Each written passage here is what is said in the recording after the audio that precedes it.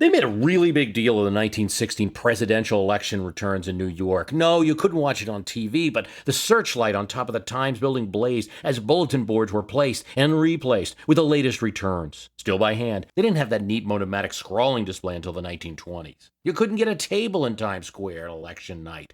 The nightbirds filled up all the restaurants watching the results. The New York American newspaper installed 50 telephone lines to get the word out to movie theaters, hotels, and corner bulletin boards all across the city. And into Forest Labs, in the upper part of the city, a man using a new vacuum tube-powered transmitter, now you called radio, gave out a signal to 7,000 so-called wireless telephone operators within a 200-mile radius of the city.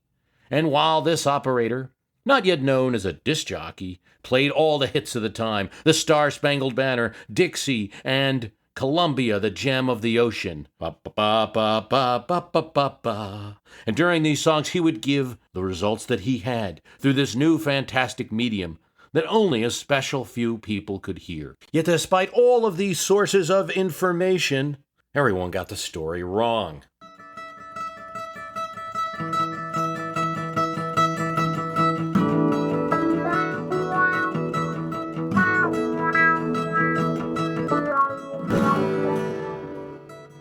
Hughes wins, screamed the operators and the headlines the next morning. Indeed, the Republican nominee for president, former popular governor of New York, and up until a few months ago, an associate justice of the Supreme Court of the United States, the bearded, mustached, and hatted Charles Evans Hughes, went to bed with aides telling him he was president-elect. He had snatched a number of states won by President Wilson 4 years earlier, starting with New York, Massachusetts, Connecticut, Vermont, the president's home state of New Jersey, and even the vice president's home state of Indiana, as well as Wisconsin, Illinois, Minnesota, Michigan. Hughes. This may have been just fine with the man in the White House. When his aide, Joe Tumulty, called him election night, Wilson said, "Joe, I believe we've been licked." And Tumulty could detect a tinge of happiness in Wilson's voice. When his daughter, and the next day, said the paper had put out an extra edition to announce that "You're winning, Daddy," he said, "Tell it to the Marines." Did Wilson want to be president? Well, it's hard to say. This was a tough time to be president. War had broken out between Germany and Great Britain and France. We were neutral ostensibly, but we might have to get in after all. Wilson was a workaholic, you might say. Once he put his mind into something, in fact, he would get a stroke as president of Princeton. He would get a stroke later as president of the United States, working himself so hard. But it may not have been apparent during the election of 1916, much to the chagrin of some of his aides. This summer, they had trouble plucking the president from his nice beach house in Elberon on the New Jersey shore, a house called Shadow Lawn. Really nice house. Pictures of it on the internet. Fortunately, it's no longer there. It's part of a college now.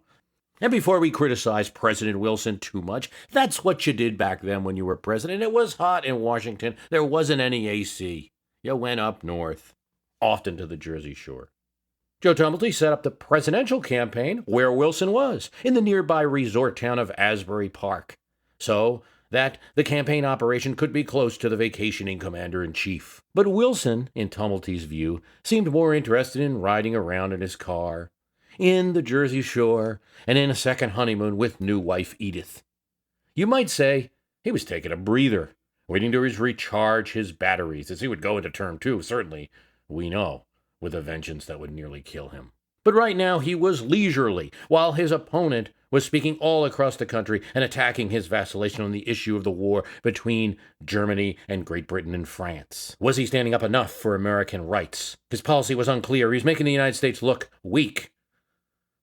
Hughes attacked Wilson's zigzag policy in Mexico and his socialistic domestic policies. Hughes was a good speaker, but his main virtue was that he was unifying a party that was fractured in 1912. And that's what allowed Wilson and the Democrats to win in the first place.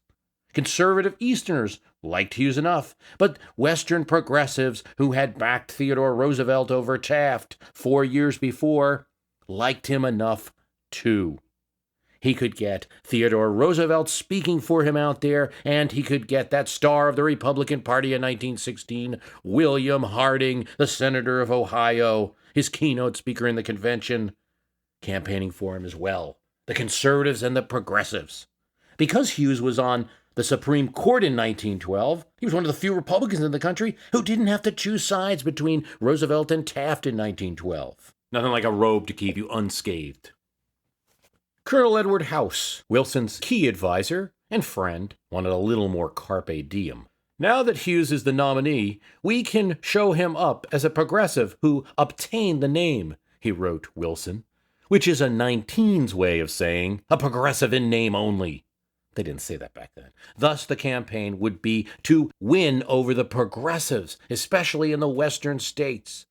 Though Teddy Roosevelt was backing Hughes in this election with speeches all over the country, Wilson and House would target his voters from 1912 before he patched things up with the pro-business conservatives in the East in his party. House knew the East would probably be lost to the president, so he rattled off states that Wilson now must win. Kansas, Nebraska, Washington, Montana, Utah, Colorado, New Mexico. These are states that were won by Taft, won by Roosevelt, or where the total of those two would have beat Wilson if those two weren't running against each other in a three-way race in 1912. Now, Wilson needed to win those states, but most importantly, California. Wilson lost the state in 1912, and he would have to win it now or stay at Shadowlawn for good. He nudged the president to hit Hughes where he was weak, that he was offering platitudes about what he would do and never saying what it was. What would you say, he wrote, of answering Hughes as he makes a speech, so that his allegations are not allowed to linger? Wilson agreed in principle, but as the months ticked on, June, July, August, did not pursue that point-by-point newspaper campaign that House wanted him to. That didn't stop the Democratic Party from going into full gear with a message that President Wilson really didn't want, or at least was iffy about. You see, this was a perilous time for the nation. Great Britain and France were at war with Germany, as we mentioned. The U.S. was neutral, but involved, as German U-boats had targeted American ships, and British fleets, too, blockaded some American shipping. The Lusitania was sunk in 1915. And 100 Americans were killed. Americans were outraged, particularly in the eastern states. Wilson sought diplomatic redress with Germany, but did not call for war. Theodore Roosevelt was outraged and hit President Wilson hard, saying Wilson had not yet begun to write. Despite where he was placed by his detractors here, President Wilson was uneasy about being the peace candidate. A majority of Americans, though, at the time, opposed American involvement in a European war. Colorful Kentucky Senator Ole James said during the Democratic Convention in St. Louis, "Thank God we have a president who kept us out of war." The slogan stuck, and flyers that said, "He kept us out of war," started to appear. Cartoons in pro-Wilson newspapers, particularly Pulitzer's New York World, showed an angry Roosevelt with cannons in his eyes, pushing Hughes to war. A flyer sent out to union workers was more direct. It said, "You are working, not cannon fodder." And then, as the month before voting approached, Wilson got into the game, albeit without leaving the beach house. He made a series of porch speeches, defending his policy and logically attacking his opponent. They were made from the circular porch or patio at the summer White House, Shadowlawn, with crowds of adoring well-wishers on the very spacious grass area, men shaking their hats as Wilson spoke, flags draping everywhere. He logically went after his opponent, like the former professor he was. He says he is opposed to this administration's foreign policy. There is only one way to be in opposition to this administration's policy, and that is to reject peace. And the crowd cheered, shaking their hands, but most importantly, the speech was in all the newspapers because the president was speaking. Besides the emergence of Wilson, two events in 1916 probably helped him. Oddly, one is the German High Command. In May, they announced that they would restrict U-boats to avoid American ships. And as we reached the fall and the election, seemed to be holding. This supported Wilson's diplomatic strategy. The second event is that in the midst of a railroad strike in September, right as the election's approaching, Wilson used emergency war powers given to him by Congress as a result of the European crisis and what he might need to do, and he used it to order the railroads to give workers an 8-hour day to settle the strike. This put Wilson on the side of the working man, even though he only advocated it in one industry, and it forced Hughes to take a stand, which he did, against Wilson's action against the 8-hour day, and that helped to swing labor's vote to Wilson. Still, the election was close. At one point, House would write Wilson that things looked good. But then other letters, he was worried about what would happen with the national security if Wilson lost. Should we just make Hughes president immediately if he wins and not wait, not have a lame duck president? Just avoid that whole thing? Not a mark of confidence. Roosevelt states in 1912 looked scary. They couldn't seem to lock down Ohio. Send the VP to Indiana, he wrote. Send out Bryan to the western states. They like him there. What will the German Americans do? The Irish? Few could call this election, and those who did called it for Hughes. But by the day after Election Day, the Wilson swing was clear. And by a few days later, it was officially confirmed. President Wilson was reelected with 277 votes. And Hughes was, as a newspaper joked, merely our Tuesday president.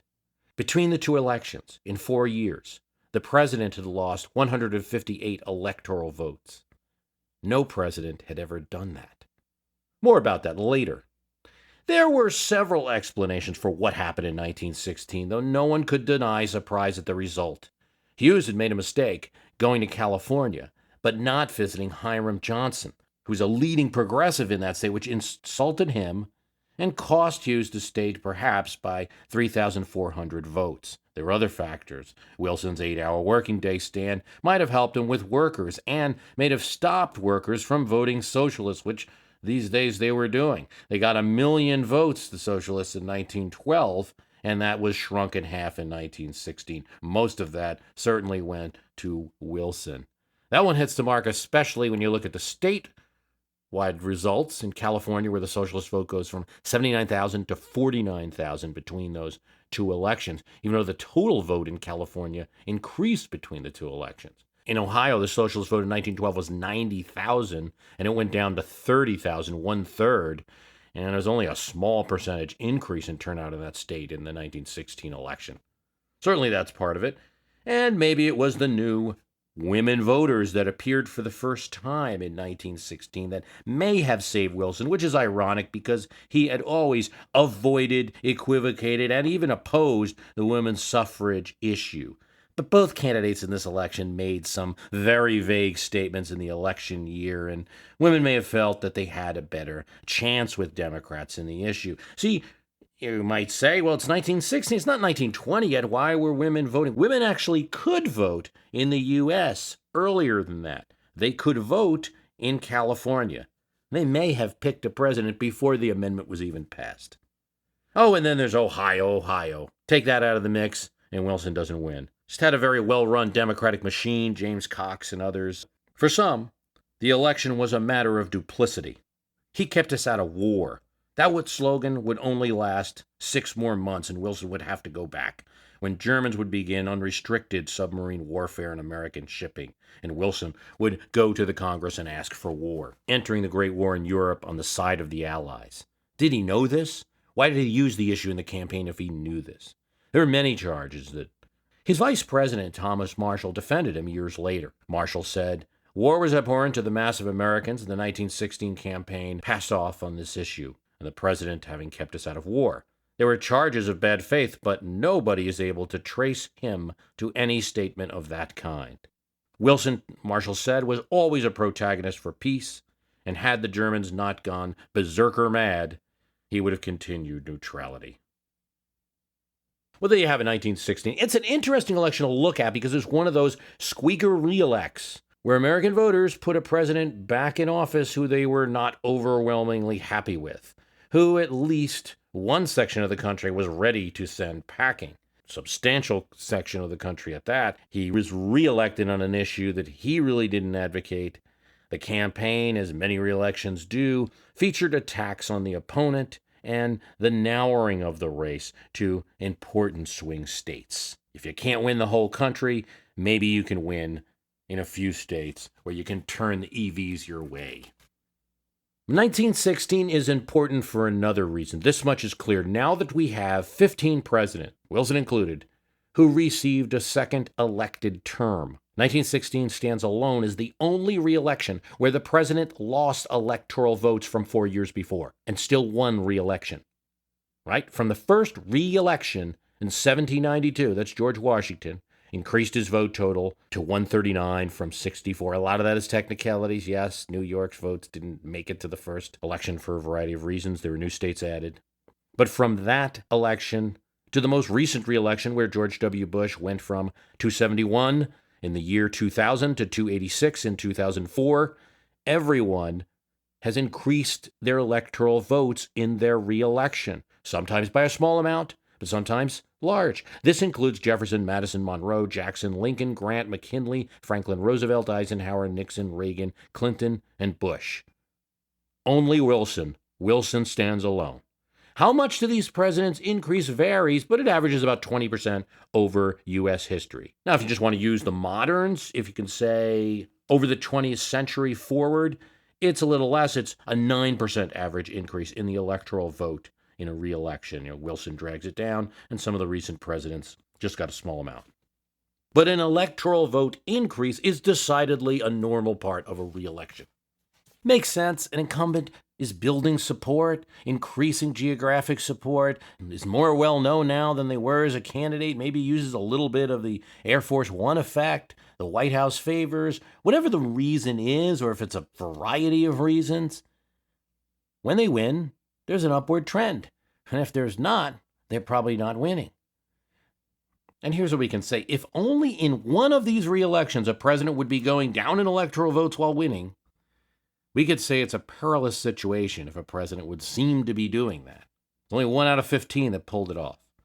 President Obama, look at the statewide polls in some of the key states, Florida, Ohio. Noticeably, he's been up since the primaries, and the primaries kind of dragged the Republican candidates down. He showed an advantage there, small though. Polls varies, and sometimes he has a lead even in the states of North Carolina and Indiana, but most experts agree that these will be tougher. Colorado may be tough this year. Virginia has a lead in a lot of recent polls, but it's been up and down. In a sense, it's meaningless to look at this because all that matters is the win, and if you win like Wilson in 1916, you win. But what kind of win? In 1916, it meant that all the way to Election Day, the man in the White House was uncertain of victory.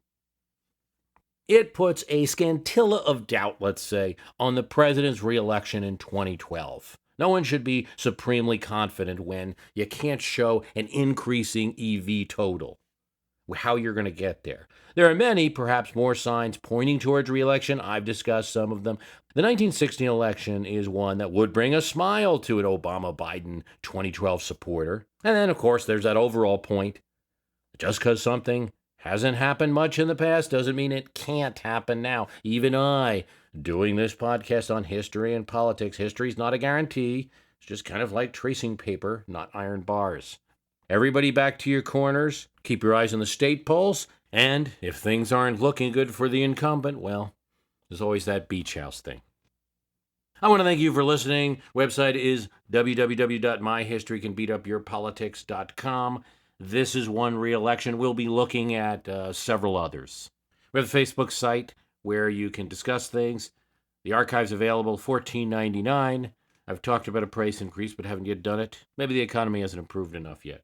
If you do like the program, please tell someone about it. Thanks for listening.